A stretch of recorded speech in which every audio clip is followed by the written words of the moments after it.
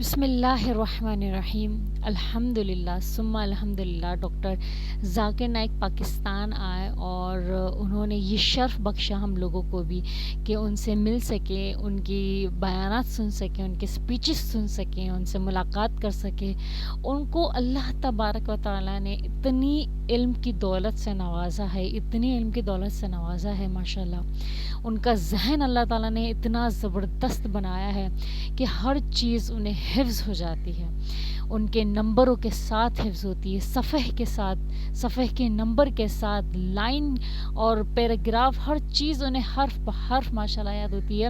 اللہ تعالیٰ نے اتنی ذہانت عطا کی، اس کے ساتھ ساتھ اللہ تعالیٰ نے انہیں اپنی محبت بھی عطا کی، اور اس محبت کا ثبوت یہ ہے کہ ان کو صرف پاکستان یا انڈیا یا بنگلہ دیش میں یا ترکی میں ہی نہیں جانا جاتا، انہیں دنیا کے بہت سے ممالک میں جانا جاتا ہے، بلکہ پوری دنیا میں ان کو جانا جاتا ہے۔ ان کا نام اللہ تعالیٰ نے اتنا روشن کر رکھا ہے کہ اللہ تعالیٰ نے ان کو اتنا محبوب رکھا ہے کہ ان کی ذات سے، ان کی زبان سے، ان کی ذریعے سے اللہ تعالیٰ نے کتنے ہی مشرکوں، کتنے ہی کافروں، کتنے ہی نون مسلمز کو اللہ تعالیٰ نے مسلمان کروایا ان کے ذریعے سے۔ کسی کو، کسی مشرک کو، کسی کافر کو مسلمان کرنا کوئی ہماری ذات سے یا ہمارے اخلاق سے یا ہمارے رویوں سے یا دینی تعلیم جو ہم دے رہے ہیں اس ذریعے سے اگر کوئی ہدایت پر آتا ہے یہ بہت بڑی بات ہے، لیکن اگر کوئی مسلمان ہوتا ہے، کوئی مشرک، کوئی کافر، کوئی نون مسلم اگر مسلمان ہوتا ہے تو یہ بہت بڑے اعزاز کی بات ہے۔ لیکن ان کی ذات سے اللہ تبارک و تعالیٰ نے ایک نہیں سینکڑوں کافروں کو، سینکڑوں مشرکوں کو، کتنے ہی نون مسلمز کو اللہ تعالیٰ نے ان کی ذات سے مسلمان کیا۔ اللہ اکبر! اللہ تعالیٰ کے کتنے ہی محبوب ہیں، وہ کتنے ہی پسندیدہ ہیں۔ کچھ لوگ ہیں جو ان کو ناپسند کر رہے ہیں یا ان کے خلاف پروپیگنڈا چلا رہے ہیں یا ان کو نہیں سن رہے ہیں، کوئی بات نہیں، کوئی مسئلہ نہیں سنو، لیکن آپ اپنے ایک مسلم اسکالر یا مسلمان آدمی کو اتنا گندا، اتنا خراب مت پھیلاؤ اس کے بارے میں باتیں کہ دنیا بھر میں اس کا ایک نام ہے، ان کی ایک شہرت ہے، ان کی ایک عزت ہے۔ آپ کے گندی یا خراب پوسٹر ڈالنے سے ان کے کردار پہ حرف نہیں آئے گا، ان کے کردار پر حرف نہیں آئے گا، لیکن آپ پر انگلیاں ضرور اٹھیں گی کہ آپ کیسے مسلمان ہیں کہ آپ دوسرے مسلمان کو سپورٹ نہیں کر رہے بلکہ ان کے خلاف کھڑے ہیں۔ بات سمجھ آ رہی ہے؟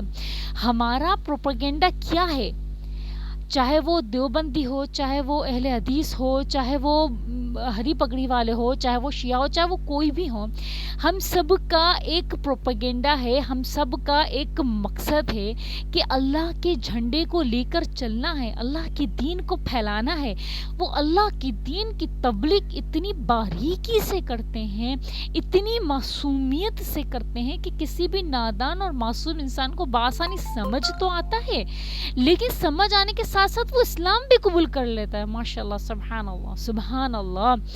تو اللہ تعالیٰ نے جب ان کو اتنی اعزاز، اتنی محبت سے نوازا ہے تو وہ یقیناً اسلام کا، دین کا کوئی بہت بہترین اور بہت بڑا کام کر رہے ہیں نا۔ تو جتنے بھی لوگ اسلام کا، دین کا کام کر رہے ہیں یا جھنڈا لہرا رہے ہیں، دین اسلام کی تعلیم پھیلا رہے ہیں، ان کے ساتھ کھڑا ہونا چاہیے تاکہ ہم مشرکوں اور کافروں کے سامنے اپنے آپ کو پس پشت نہ ڈال دیں۔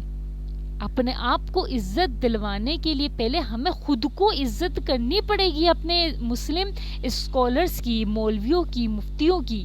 اگر آج کوئی غلطی کر دیتا ہے یا کسی سے کوئی غلطی ہو جاتی ہے یا زبان سے کوئی لفظ پھسل جاتے ہیں یا اپنی کچھ نا اہلی کی وجہ سے ہمارے منہ سے کچھ اس طرح کے الفاظ نکل جاتے ہیں تو آپ سن رہے ہیں نا، آپ ہماری اصلاح کر سکتے ہیں، تبھی تو آپ کے پبلک کے سامنے ہم بات کرتے ہیں۔ آپ ہماری اصلاح کر سکتے ہیں، اصلاح کیجیے، آپ معاف کیجیے، درگزر کیجیے. اگر سامنے والا اپنی غلطی پر شرمندہ نہیں ہے تو ہاں اس کے خلاف کچھ کارروائیاں ہوتی ہیں، ان کو ہونے دیجیے. لیکن خود ایک مسلمان دوسرے مسلمان کے خلاف خراب پوسٹ نہ ڈالے.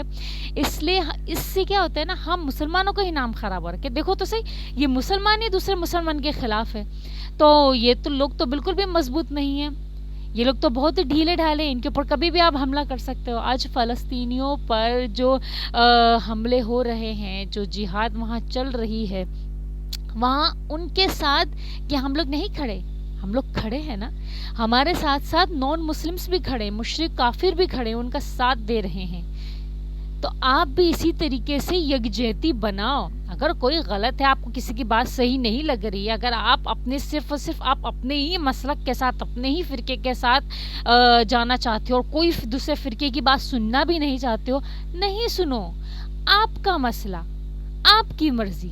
لیکن آپ دوسرے مسلک کے خلاف یا دوسرے آدمی کے خلاف آپ خراب بات نہیں بول سکتے ہو، بری بات نہیں بول سکتے ہو.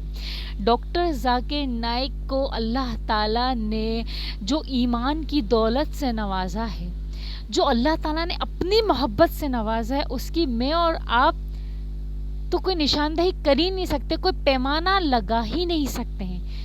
میں چاہتی ہوں کہ میرے ذات سے کوئی مسلمان ہو جائے، میرے ذات سے کوئی ہدایت یافتہ ہو جائے، ڈاکٹر ذاکر نائک جیسے انسان کی طرح میں بھی بن جاؤں، کہ کاش جیسے ان کی زبان سے جو پھول جھڑتے ہیں، آج میری زبان سے بھی ایسے پھول جھڑیں کہ میرے اخلاق کی وجہ سے غیر مسلم بھی مسلمان ہو جائے. کاش کاش کاش ایسا ہو جائے. لیکن یہ بہت کم لوگوں کو اعزاز میسر ہے کہ ان کی ذات سے اللہ تعالیٰ مسلمان کروائیں مشرکوں کو، کافروں کو.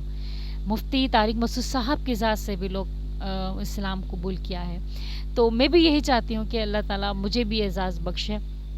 اور میں چاہتی ہوں ڈاکٹر ذاکر نائک کا جو ابھی بیان آیا ہے، انہوں نے میڈیا اور اس کی اہمیت کے بارے میں جو انہوں نے تقریر کی ہے، تو اس کو ضرور سنیں. دیکھو، جب ہم کسی تعلیم یافتہ کی بات سنتے ہیں نا، تو ان کی باتوں میں وزن ہوتا ہے، ان کی باتوں میں مصلحت ہوتی ہے.